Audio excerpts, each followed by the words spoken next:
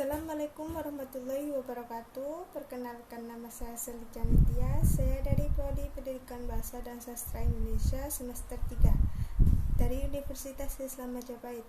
Saya di sini akan menjelaskan tentang bagaimana penjelasan atau pengertian tentang multi-intelijensi sosial dan macam-macamnya seperti apa. Berikut simak dari penjelasan saya yang akan saya jelaskan. Pengertian dari multi-intelijen adalah kecerdasan ganda yang memiliki makna sebagai kecerdasan pada seseorang dalam menyelesaikan sebuah masalah.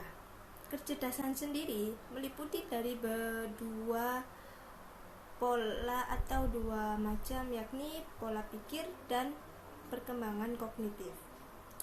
Menurut dari Jean Piaget, ada 4. Yang pertama ialah sensori motor pada usia anak 0 sampai 2 tahun. Yang kedua praoperasional pada anak usia 2 sampai 7 tahun. Yang ketiga operasional konkret pada anak usia 7 sampai 12 tahun. Dan yang keempat operasional formal pada anak usia kurang lebih 12 tahun.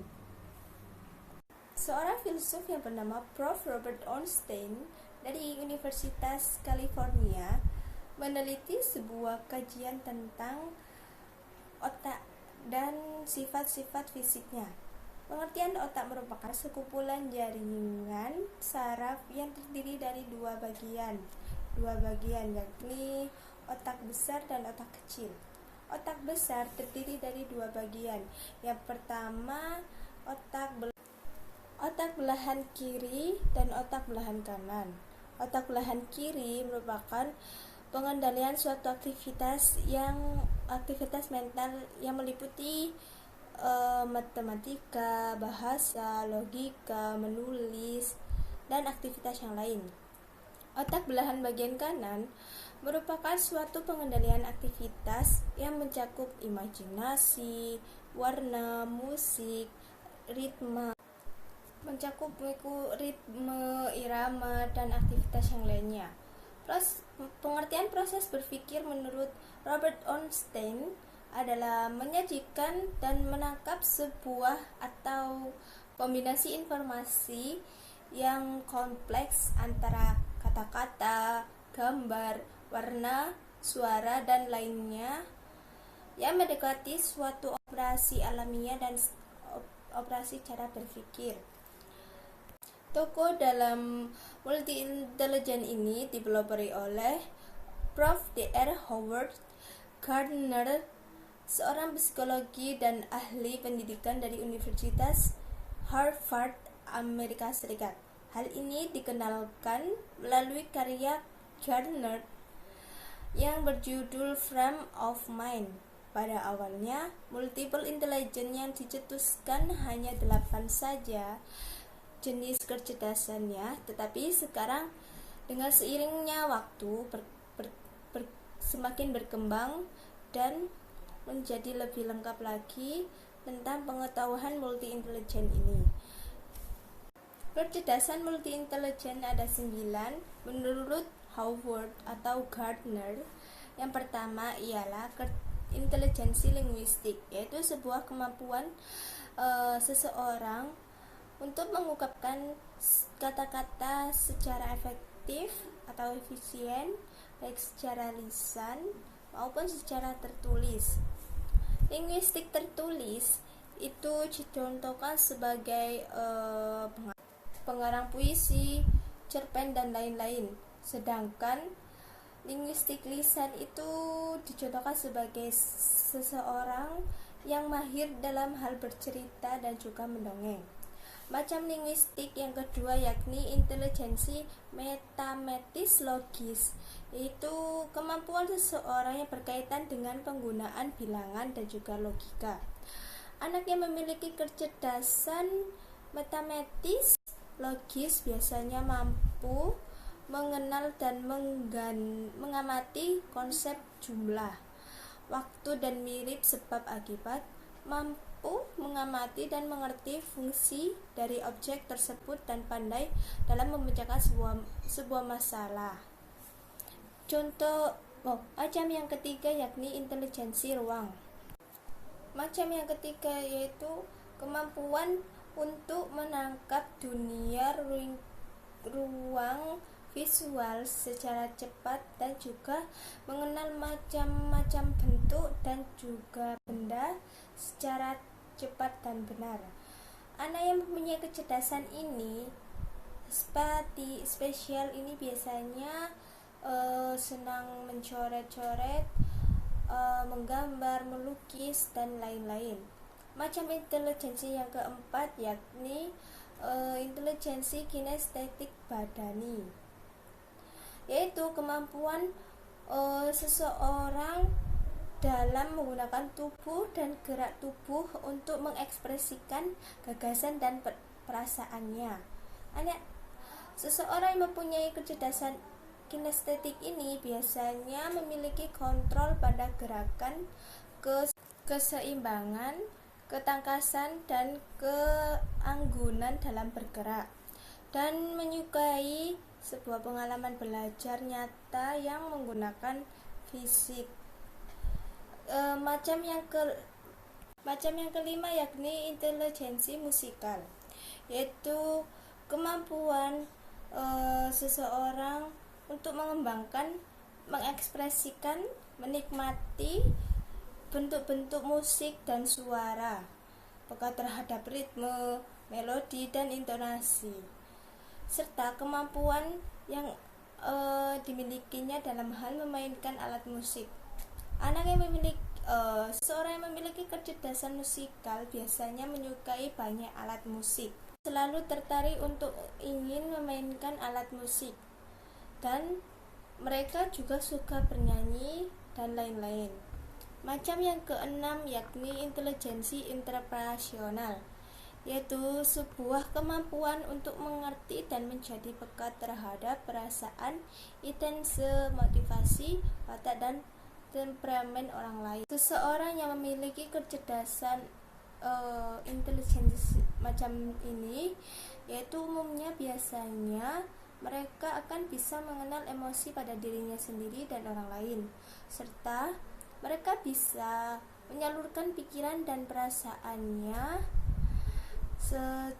dan bisa bekerja secara mandiri, dan mereka bisa juga mengembangkan konsep pada dirinya secara baik. Yang ketujuh ialah intelijensi intrapersonal, yaitu kemampuan memahami dirinya sendiri, serta melakukan refleksi diri dan bermetakognisi. Intelijensi ini menjadikan seseorang akan memiliki kemampuan dalam menggunakan emosional di kehidupannya, serta memahami dirinya sendiri dan orang lain. Seseorang yang memiliki kecerdasan ini biasanya itu suka mencatat hal-hal apapun yang dirasakannya, dan serta mampu untuk memutuskan langkahnya sendiri. Macam yang kedelapan yakni kecerdasan naturalis atau lingkungan, yaitu kemampuan seseorang untuk memahami gejala-gejala pada alam. Anak atau kecerdasan anak atau pada seseorang ini itu mampu mengenali dan mengelompokkan sejumlah binatang dan tanaman. Ini biasanya banyak berada di aktivitas di luar ruangan, suka mengumpulkan batu-batuan dan menangkap serangga, dan mereka juga kan senang berhubungan dengan alam seperti merawat tanaman dan juga binatang. Macam intelijensi yang kesembilan ialah kemampuan yang berkaitan dengan kepekaan pada diri seseorang dalam menjawab persoalan-persoalan yang terdapat pada eksistensi manusia. Anak yang memiliki kecerdasan seperti ini biasanya memiliki kesadaran tinggi dalam menjalani kewajiban terhadap Sang Pencipta, yaitu Tuhannya, dan memiliki tekad atau upaya untuk menjadi pribadi yang lebih baik lagi. Ornstein dan Gardner sependapat bahwa seluruh potensi pada otak tersebut haruslah selalu diberdayakan, sehingga untuk mencapai suatu kompetensi tertentu, baik untuk kegiatan pembelajaran di sekolah maupun pendidikan di rumah, guru haruslah selalu mengembangkan suatu program pembelajaran yang dapat memberdayakan dan mengembangkan intelijensi pada setiap anak didiknya untuk mencapai suatu kompetensi tertentu dalam kurikulum yang disediakan. Dan pada akhirnya anak didiknya akan menjadi cerdas karena seluruh intelijensi yang dimilikinya akan selalu berkembang dengan seimbang. Armstrong mengungkapkan ada beberapa hal yang perlu dijadikan landasan penting tentang kecerdasan intelijensi ini. Yang pertama, setiap orang pasti akan memiliki 9 kecerdasan yang di atas. Artinya, setiap orang pasti memiliki kapasitasnya masing-masing pada kecerdasan yang dimilikinya. Yang kedua, orang pada umumnya dapat mengembangkan setiap kecerdasan yang dimilikinya sampai pada tingkat penguasaan yang memadai. Dan yang ketiga, kecerdasan pada umumnya bekerja secara bersamaan dengan cara yang kompleks. Dan yang keempat, ada banyak cara untuk menjadikan kecerdasan dalam setiap kategori, yang berarti terdapat keanekaragaman cara yang menunjukkan bakat baik dalam satu kecerdasan tertentu. Manfaat jika kita menggunakan multi intelijen pada pendidikan, yang pertama yaitu kita dapat menggunakan kerangka multiple intelligence dalam melaksanakan proses pengajaran secara luas. Yang kedua, dengan menggunakan multiple intelligence, Anda menyediakan kesempatan bagi siswa atau peserta didik untuk belajar sesuai dengan minat dan talenta yang dimilikinya. Yang ketiga, peran serta terhadap orang tua dan masyarakat akan semakin meningkat di dalam hal mendukung proses belajar mengajar. Yang keempat, siswa akan dan berbagi tentang kelebihan yang dimilikinya. Dan yang kelima, pada saat Anda atau guru mengajar dan untuk memahami, siswa akan mendapatkan pengalaman belajar yang positif dan meningkatkan kemampuan untuk mencari solusi dalam memecahkan persoalan yang dihadapinya. Sekian dari penjelasan yang saya jelaskan tadi. Apabila ada kekurangan dan kesalahan dalam penjelasan saya, mohon maaf yang sebesar-besarnya. Wassalamualaikum warahmatullahi wabarakatuh.